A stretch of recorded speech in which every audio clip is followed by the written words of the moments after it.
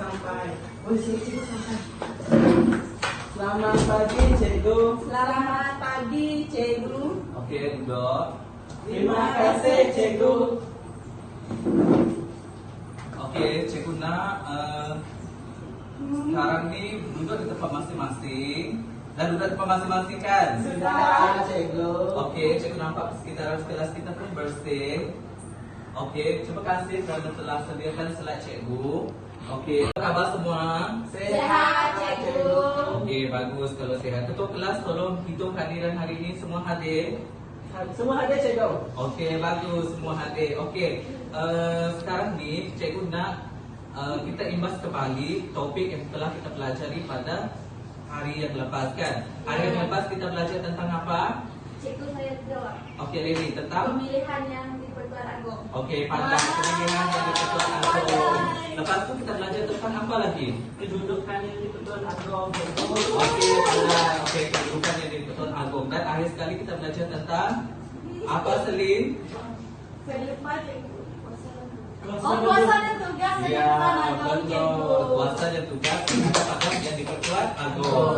Okey, pada hari ini kita sambung balik topik yang di Pertuan Agong, tetapi kita masuk pada satu topik yang baru, iaitu kita masuk kepada topik okey, sebelum tu untuk hasil pembelajaran kita pada hari ini adalah hasil pembelajaran yang akan anda semua capai, yang akan pelajar cikgu capai selepas mempelajari topik ini. Okey, yang pertama, nanti selepas cikgu ajar topik ini di akhir pembelajaran, pelajar akan dapat menjelaskan bagaimana cara kuasa budi bicara dan sekatan ke atas yang di Pertuan Agong boleh berlaku. Yang kedua, pelajar juga dapat menjelaskan tentang perletakan jawatan yang di Pertuan Agong. Dan hasil pembelajaran yang ketiga, selepas belajar topik ini, pelajar akan dapat menerangkan proses-proses pemecatan ke atas yang di Pertuan Agong. Itu adalah antara hasil pembelajaran ataupun objektif yang akan kita capai pada hari ini. Setakat ini boleh? Boleh. Okey. Selin, kenapa tu ketawa-ketawa? Tak ada. Okey, sebelum kita masuk dengan lebih lanjut tentang subtopik yang di Pertuan Agong pada hari ini, cikgu nak kamu semua tonton video yang cikgu tayangkan ni.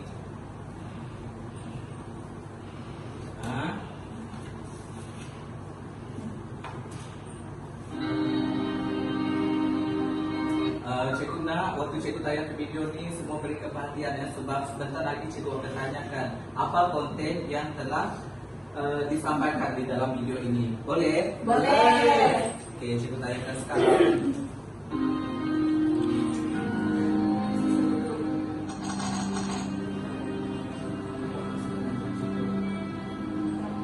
Raja berperlembagaan dan demokrasi berparlimen adalah sistem terbaik bagi Malaysia.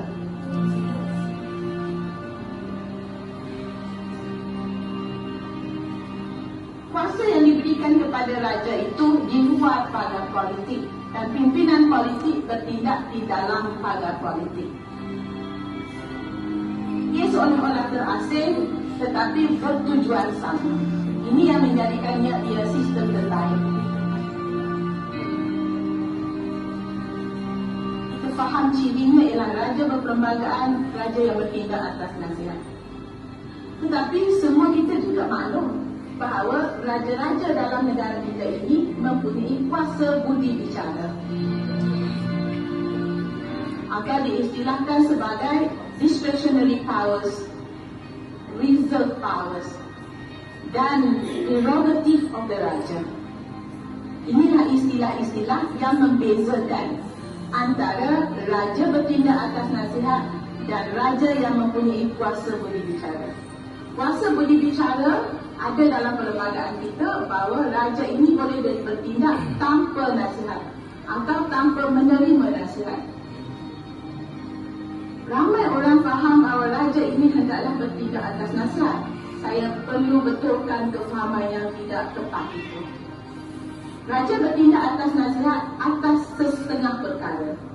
Raja boleh untuk tidak mendengar nasihat, tidak menerima nasihat, tidak mencari nasihat dalam sesetengah perkara. Perkara 40 dalam braket 2 yang di Pertuan Agong mempunyai kuasa budi bicara dalam melantik Perdana Menteri. siapa yang raja boleh lantik?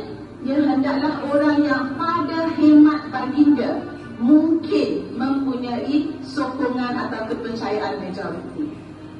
Maknanya tidak memerlukan nasihat. Pada hemat baginda, pada fikiran baginda, seorang ini mempunyai kepercayaan majoriti. Perlembagaan kita tidak menyatakan hemat baginda itu perlu diperiksa oleh parlimen. Tentang pembubaran dewan, banyak silap faham dalam khalayak bahawa apabila berlaku kesukaran menentukan kepercayaan majoriti, contoh yang paling ketara dalam bidang perundangan ialah dalam kes 2008 di Perak, itu sangat jelas. Apabila Menteri Besar memohon kepada almarhum Tuanku Sultan untuk membubarkan dewan, maka almarhum Tuanku Sultan enggan membubarkan dewan. Itu adalah kuasa budi bicara Tuanku. Sebab perlembagaan menyatakan atas permintaan pembubaran dewan, yang di-Pertuan Agong boleh tidak memperkenalkan. Dia tidak menggunakan perkataan nasihat.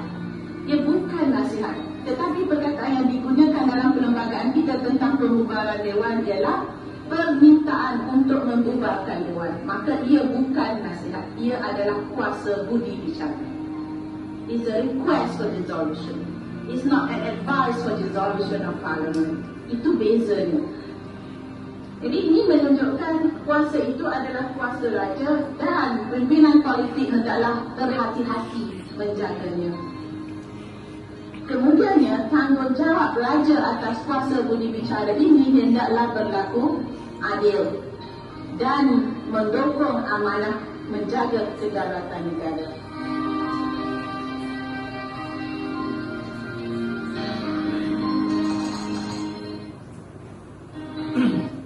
Okey, dalam video tadi dah nampak kan, dalam video ni dia bercerita tentang kuasa raja, kuasa dalam bidang raja, kuasa yang budi bicara budi bicara yang di-Pertuan Agong. Okey, dalam kuasa budi bicara yang di-Pertuan Agong, kita telah diperlihatkan tentang apa kuasa dia.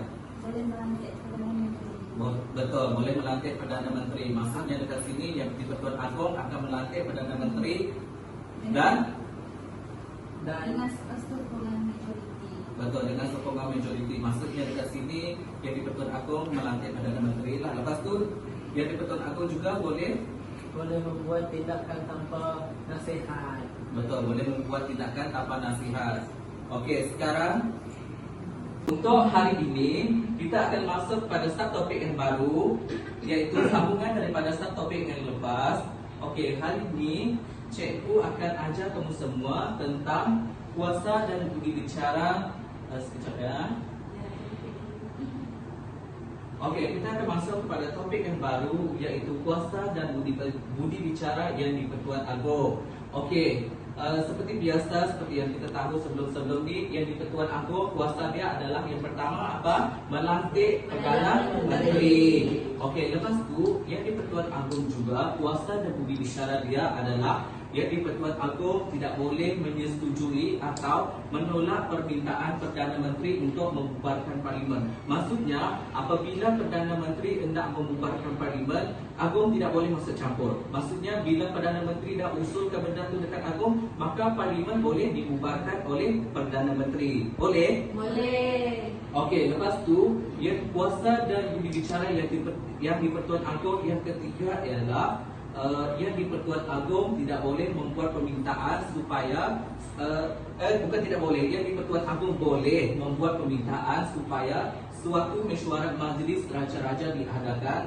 semata-mata untuk membincangkan hal yang berkaitan dengan keistimewaan orang Melayu, kedudukan istimewa Sabah Sarawak dan orang Melayu, kemuliaan dan kebesaran raja-raja, dan yang di-Pertuan Agong boleh mengambil tindakan dalam mesyuarat itu. Maksudnya dekat sini, yang di-Pertuan Agong boleh mengajak majlis raja-raja untuk membuat mesyuarat bagi membincangkan hal-hal seperti yang cikgu sebut tadi lah, tentang keistimewaan, kedudukan, kemuliaan atau kebesaran raja-raja. Itu adalah kuasa budi bicara yang di-Pertuan Agong. Setakat ini boleh ikut cikgu? Boleh. Okey.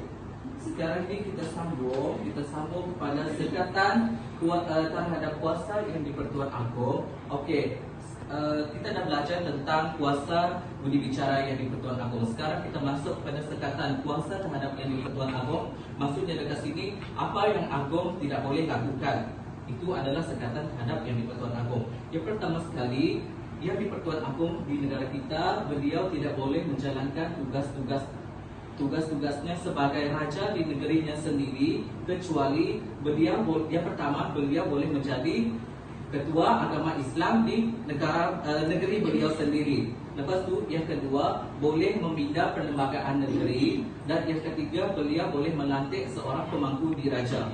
Itu adalah antara tugas-tugas yang boleh beliau lakukan. Selain daripada tiga perkara ini, itu adalah benda yang beliau tidak boleh lakukan. Okey, lepas tu yang di Pertuan Agong juga tidak boleh memegang apa-apa jawatan lain yang mempunyai apa-apa saraan. Tahu tak apa maksud ayat ni? Dia tak boleh Habis pencen. Bukan? Dia tak boleh ada kerja lain. Ya, Selain betul ini. Yang di Pertuan Agong tidak boleh menerima apa-apa jawatan selain daripada jawatan beliau sendirilah, iaitu menjadi yang di Pertuan Agong. Maksudnya dekat sini, beliau tidak boleh menjawat jawatan seperti Perdana Menteri. Maksudnya nanti apabila beliau menjawat dua jawatan, nanti akan berlaku pertindih kuasa, pertindahan kuasa. Mana dia nak lakukan kerja jawat sebagai Perdana Menteri, mana dia nak lakukan jawatan sebagai Yang di-Pertuan Agong. Maksudnya beliau tidak boleh memegang apa-apa jawatan lain yang mempunyai apa-apa saraan. Maksudnya beliau tidak boleh mempunyai jawatan yang bergaji. Saraan ni maksudnya bergaji. Okey, lepas tu Yang di-Pertuan Agong juga tidak boleh terlibat secara aktif dalam apa-apa syarikat perniagaan dan parti politik. Seperti tadilah, Yang di-Pertuan Agong tidak boleh mempunyai gaji, melibatkan ataupun mempunyai dua jawatan. Setakat ini jelas? Jelas. Okey, seterusnya antara sekatan terhadap kuasa Yang di-Pertuan Agong ialah Yang di-Pertuan Agong tidak boleh menerima apa-apa jenis pendapatan yang kena dibayar kepada baginda sebagai raja. Maksudnya dekat sini seperti yang saya terangkan tadilah, Yang di-Pertuan Agong tidak boleh menerima jawatan yang berpendapatan. Seterusnya dekat sini, Yang di-Pertuan Agong juga tidak boleh tanpa persetujuan Majlis Raja-Raja meninggalkan persekutuan selama lebih daripada 15 hari, kecuali atas sebab lawatan rasmi. Sebab apa Yang di-Pertuan Agong tidak boleh meninggalkan negara dalam masa 15 hari? Tak tahu. Tak tahu. Sebab Yang di-Pertuan Agong ketua negara. Jadi Betul. kalau Ada ketua. cikgu. Betul, sebab Yang di-Pertuan Agong adalah ketua negara kita. Jadi apabila ketua negara kita meninggalkan negara dalam tempoh yang lama, jadi mungkin kita takut terjadi sesuatu yang tidak diingini. Sebab itu Yang di-Pertuan Agong tidak boleh meninggalkan negara ataupun persekutuan lebih daripada 5 hari. Tetapi beliau boleh meninggalkan atas alasan sebab lawatan rasmi. Okey, seterusnya, sekatan yang seterusnya ialah Yang di-Pertuan Agong tidak boleh didakwa di mahkamah biasa. Maksudnya dekat sini, Yang di-Pertuan Agong tidak boleh didakwa di mahkamah seksyen, mahkamah sivil, mahkamah tinggi, mahkamah persekutuan, mahkamah rayuan. Sebab apa? Sebab Yang di-Pertuan Agong hanya boleh didakwa di mahkamah khas, iaitu di mahkamah raja-raja dalam kes sivil dan kes jenayah atas sifat pribadi baginda sendiri. Okey, seterusnya dekat sini, Yang di-Pertuan Agong tidak boleh mengampuni dirinya sendiri, pemaisuri baginda dan anak-anak baginda. Maksudnya dekat sini, apabila pemaisuri ataupun isteri Yang di-Pertuan Agong, anak Yang di-Pertuan Agong melakukan kesalahan, Yang di-Pertuan Agong tidak boleh mengampuni ataupun mengurangkan hukuman terhadap pemaisuri baginda dan anak-anak baginda. Maksudnya dekat sini, anak baginda dan pemaisuri baginda pun apabila mereka dikenakan hukuman, mereka pun akan terima misalnya hukuman tu selama 1 tahun. Maka mereka pemaisuri baginda dan anak-anak mereka pun wajib menjalani hukuman selama 1 tahun itu. Maksudnya dekat sini tak ada istilah pilih kasih lah. Setakat ini jelas, boleh ikut cikgu. Ada soalan cikgu. Apa soalan? Rakyat biasa boleh tak dakwa Yang di-Pertuan Agong di mahkamah raja-raja? Ataupun siapa yang boleh dakwa? kita boleh mendakwa yang di-Pertuan Agong kalau yang di-Pertuan Agong melakukan kes sivil yang seperti mencuri, merompak dan kes jenayah. Tetapi bila kita mendakwa, kita dakwa dia di Mahkamah Khas. Maksudnya nanti kita bolehlah adukan aduan ke Mahkamah Khas. Dekat situlah baru kita boleh dakwa dia. Boleh? Boleh. Okey, seterusnya topik yang seterusnya kita beralih kepada perletakan jawatan yang di-Pertuan Agong. Okey, yang pertama, yang di-Pertuan Agong boleh meletak jawatan pada bila-bila masa. Itu antara peletakan jawatan. Yang kedua ialah yang di-Pertuan Agong hendaklah memutuskan surat peletakan jawatan yang beliau ataupun baginda tangani kepada Majlis Raja-Raja. Maksudnya dekat sini, bila dia dah nak letak jawatan, yang di-Pertuan Agong mesti menulis surat. Dan bila surat tu dah ditulis, baginda mesti tanda tangan surat tu, barulah baginda hantar surat tu dekat Majlis Raja-Raja. Selepas tu, peletakan jawatan yang di-Pertuan Agong tidak boleh diberitahu kepada Parlimen kerana tidak perlu mendapatkan persetujuan Parlimen. Maksudnya dekat sini, apabila yang di-Pertuan Agong nak meletak jawatan, maka kita baginda tak perlulah memberitahu benda tu dekat Parlimen sebab baginda hanya perlu memberitahu surat peletakan jawatan dia kepada Majlis Raja-Raja sahaja. Parlimen tak ada kaitan pun dengan peletakan jawatan yang di-Pertuan Agong. Okey, seterusnya kita lihat pemecatan yang di-Pertuan Agong. Okey, dekat sini kita lihat yang di-Pertuan Agong hanya boleh dipecat daripada jawatan baginda oleh Majlis Raja-Raja sahaja. Seperti yang cikgu katakan tadi lah, hanya Majlis Raja-Raja sahaja yang berhak mengambil tindakan terhadap yang di-Pertuan Agong. Maksudnya dekat sini, Majlis Raja-Raja boleh memecat yang di-Pertuan Agong. Lepas tu, yang kedua, Majlis Raja-Raja boleh memecat yang di-Pertuan Agong pada bila-bila masa dan atas apa-apa jua sebab. Seperti yang cikgu terangkan tadi lah, atas sebab jenayah ke, sivil ke dan sebagainya. Bila yang di-Pertuan Agong boleh melakukan jenayah dan sivil, maka Majlis Raja-Raja boleh memecat baginda serta-merta daripada jawatan baginda menjadi yang di-Pertuan Agong. Faham? Faham. Lady, nampak saya tengok cikgu je? Ada. Tak ada? Cikgu rasa? Okey. Okey, seterusnya pemecatan ya. Cikgu ada soalan.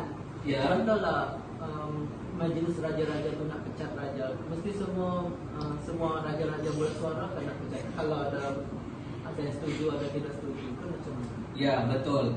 Untuk pemecatan yang di-Pertuan Agong, Majlis Raja-Raja mesti sebulat suara. Maksudnya dekat sini majoriti 5 daripada 4 raja. Kan kita dekat sini ada 9 raja. Maksudnya dekat sini suara majoriti 5 daripada 4 raja. Bila dah suara majoriti 5/4, maka yang di-Pertuan Agong boleh dipecat. Tetapi jika bukan suara majoriti 4/5, maka yang di-Pertuan Agong tidak dipecat, tidak jadi dipecat. Boleh? Boleh. Okey, seterusnya kita lihat suatu ketetapan untuk memecat yang di-Pertuan Agong tidak boleh diluluskan, melainkan mendapat sokongan daripada 5 orang daripada 9 anggota Majlis Raja-Raja. Boleh? Itu kita baca lah slide yang dekat bawah ni. Ada sebab fikir yang atas. Berfikir, okey. Maksudnya seperti yang cikgu terangkan tadi lah, yang di-Pertuan Agong bila dia nak dipecat, dia mesti Majlis Raja-Raja mesti membuat keputusan sebulat suara 5/4, baru dia boleh dipecat. Okey, sebelum kita tamat, sekarang ni cikgu nak bawa kamu semua untuk buat satu permainan. Sekarang sukalah tu buat permainan kan? Okey, sekarang cikgu nak kamu semua pergi ke Google, ambil telefon masing-masing. Ada hadiah kan ni cikgu? Ada hadiah lepas ni. Apa hadiah tu cikgu? Hadiah dia nanti cikgu belanja waktu rehat. Pemenang tempat pertama cikgu akan belanja daripada waktu rehat. Nah. Okey. Apa kodnya cikgu? Sekejap ya. Sekarang ni pergi ke Quizizz. Pergi ke Quizizz. Apa kodnya cikgu? Salah, ni kawan-kawan kamu yang lain. Sabang. Quizizz ya, bukan Kahoot. Sebab sebelum ni kan kita biasa dengan Kahoot kan. Sekarang ni cikgu bawa kepada aplikasi yang baru iaitu Quizizz. Dah masuk semua. Sudah. Mana apa? Apa kodnya cikgu? Sabar. Okey, untuk kod bagi kuisis ni 314 314 314 ya. 0754 0754. Cikgu ulang balik kod dia 314 0754. Dah masuk ke? Sebab cikgu nak main kod dia yang belum masuk lagi ni. Sudah cikgu. Dah masuk semua? Dah. Salin dah? Okey, kalau dah cikgu start sekarang lah. Okey.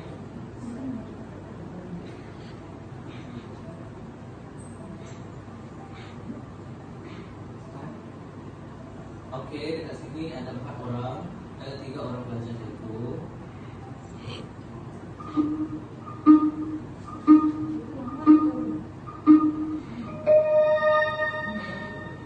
Okey, soalan yang pertama, kuasa budi bicara yang di-Pertuan Agong ialah apa kuasanya tadi? Sama soalan cikgu. Atau sama soalan, jadi jawablah ikut soalan dalam.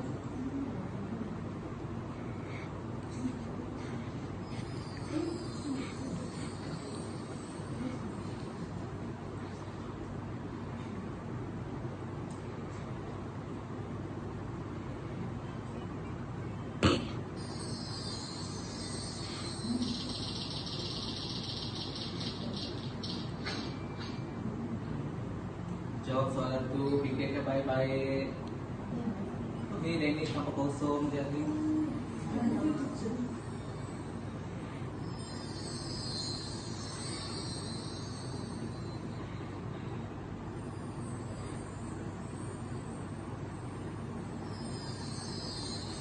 Cikgu pun ikut main sekali ni. Jadi kalau boleh tidak mengikut budi bicara yang mungkin jawapan.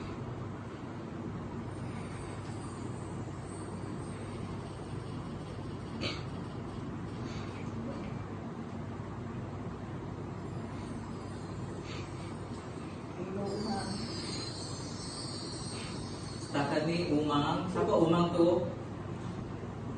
Dia kita bagi cikgu tahu dia. kan? Dia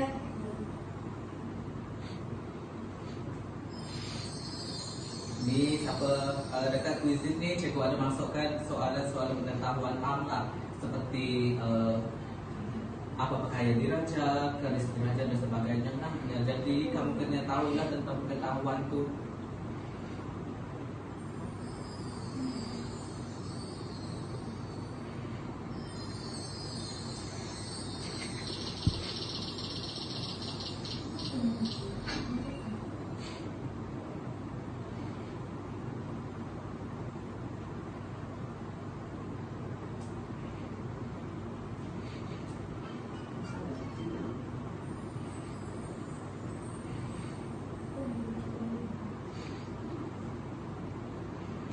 Setakat tidak soalan keberapa dah?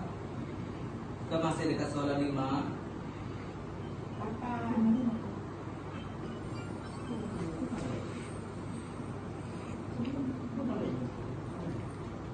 Semua cikgu nampak fokus, jadi jawab soalan ni. 9 plus 10 cikgu. Bagus.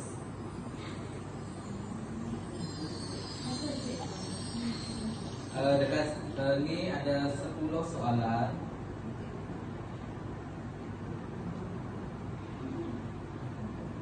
Antonius, jangan bantu kawan kamu biar dia jawab sendiri.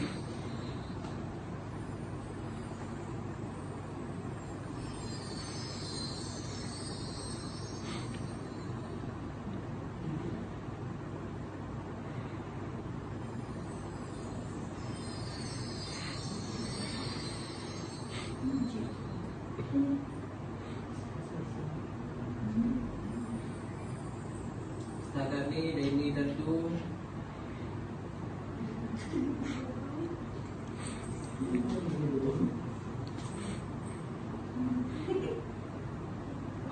minta tolonglah tu. Salah tekan. Sebab tu waktu cikgu ajar tadi fokus.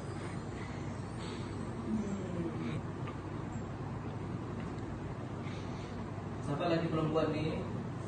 Dua, aku mana? Okey, sekarang tengok. Ni cikgu lah ni. Kita tengok tak Delka, tak apa. Cikgu pun nak ikut main juga. Okey. Disebabkan cikgu menang tempat pertama. Okey, tempat pertama dekat sini jatuh kepada bukan cikgu Umar. Siapa Umar ni? Saya Leni saja. Bajik ni, siapa bajik ni? Dia. Okey, tempat pertama dekat sini jatuh kepada Antonius. Okey, beri tepukan. Antonius dekat sini betul 9/10. Maksudnya dekat sini Antonius telah memberikan tumpuanan semasa cikgu mengajar tadi. Yang lain tu kenapa? Salah Terus masalahkan lain. Betul cikgu. Okey. Selesai untuk kuis kita. Okey. Kita libas balik. Sekarang ni cikgu nak seorang pelajar lelaki, seorang pelajar perempuan tolong berikan refleksi terhadap hasil pembelajaran kita pada hari ini. Saya dulu cikgu. Okey, Antonius boleh berdiri. Berikan refleksi secara keseluruhan tentang topik yang kita pelajari pada hari ini. Duduk saja sih. Duduk juga boleh. Apa saya belajar hari ini? Majelis Raja-Raja akan boleh maksud saya yang di-Pertuan Agong boleh meletak jawatan dan perlu menulis surat dan disetujui oleh Majelis Raja-Raja. Kemudian yang di-Pertuan Agong juga tidak perlu memberitahu parlimen bila dia nak meletak jawatan. Itu yang pertama. Dan yang kedua, yang membenarkan yang di-Pertuan Agong meletak jawatan dengan Majelis Raja-Raja. Okey, terima kasih Antonius. Okey, sekarang ni pelajar perempuan ni saling menunjuk satu sama lain ni. Siapa nak bagi? Selin cikgu. Okey, Selin. Okey cikgu, berdasarkan pemahaman saya hari ini, saya belajar bagaimana yang di-Pertuan Agong diluncurkan jawatan dan peletakan jawatan baginda dan kuasa budi bicara yang di-Pertuan Agong. Itu saja. Ya. Okey, terima kasih. Ada lagi yang nak berikan refleksi? Leni cikgu. Leni belum. Okey, Reni. Okey, menurut kefahaman saya, apa yang saya belajar hari ini iaitu mengenai kuasa budi bicara yang di-Pertuan Agong. Iaitu salah satunya baginda boleh melantik Perdana Menteri mengikut suara majoriti dan merupakan ketua agama Islam untuk negeri dia sendiri. Selain itu saya juga belajar mengenai pemecatan dan pemecatan kuasa yang di-Pertuan Agong dan juga pengunduran diri, peletakan jawatan yang Okey, terima kasih. Okey, sekarang ni biar cikgu simpulkan secara keseluruhan tentang topik yang cikgu telah ajar pada hari ini. Yang pertama sekali, cikgu dah terangkan tadi tentang kuasa budi bicara yang di-Pertuan Agong. Seperti yang ada ini cakap tadi lah, yang di-Pertuan Agong melantik Perdana Menteri. Lepas tu yang di-Pertuan Agong juga tidak boleh menyetujui atau menolak permintaan Perdana Menteri untuk membubarkan parlimen. Okey, lepas tu juga kita telah lihat tentang sekatan kuasa terhadap yang di-Pertuan Agong. Maksudnya dekat sini cikgu telah ajar awak semua tentang apa yang di-Pertuan Agong tidak boleh lakukan. Itu adalah sekatan kuasa terhadap yang di-Pertuan Agong. Okey, untuk sekatan kuasa ni seperti yang cikgu terangkan tadi, untuk sekatan kuasa yang di-Pertuan Agong tidak boleh menjalankan tugas sebagai raja di negeri baginda sendiri kecuali baginda menjadi ketua agama Islam, boleh memindah perlembagaan di negeri baginda sendiri dan baginda melantik seorang pemangku raja. Okey, lepas tu dalam topik ini juga kita telah belajar tentang peletakan jawatan yang di-Pertuan Agong. Macam mana cara meletakkan yang di-Pertuan Agong? Adakah yang di-Pertuan Agong boleh meletak jawatan pada bila-bila masa? Dan bagaimana cara peletakan yang di-Pertuan Agong? Cara untuk peletakan jawatan yang di-Pertuan Agong, yang di-Pertuan Agong hendaklah memutuskan surat peletakan jawatan baginda yang ditandatangani baginda kepada Majlis Raja-Raja. Okey, lepas tu kita juga telah masuk kepada tentang pemecatan yang di-Pertuan Agong. Maksudnya dekat sini cara bagaimana yang di-Pertuan Agong boleh dipecat. Dan untuk pemecatan yang di-Pertuan Agong ini yang di Pertuan Agong sebelum dia dipecat ataupun sebelum yang di Pertuan Agong boleh dipecat, yang di Pertuan Agong kena mendapat sokongan suara majoriti daripada 9 anggota Majlis Raja-Raja, barulah yang di Pertuan Agong boleh dipecat. Itu adalah antara topik pembelajaran yang telah kita pelajari pada hari ini. Tangan ini jelas, boleh? Jelas, cikgu. Okey, sebelum cikgu nak akhiri kelas kita pada hari ini, cikgu ucapkan terima kasih kerana telah fokus masa cikgu memberi penerangan di hadapan ini. Okey, lepas tu sebelum cikgu nak habiskan topik yang di Pertuan Agong, minggu depan cikgu nak awak semua belajar dulu topik kita yang seterusnya, iaitu masuk pada topik Majlis Raja-Raja. Boleh? Boleh. Jadi cikgu nak awak semua baca dulu topik Majlis Raja-Raja ni, biar nanti kita dapat bila cikgu jawab tanya soalan nanti awak semua boleh jawablah. Okey, itu saja untuk hari ini. Terima kasih kelas. Terima kasih cikgu. Terima kasih, cikgu.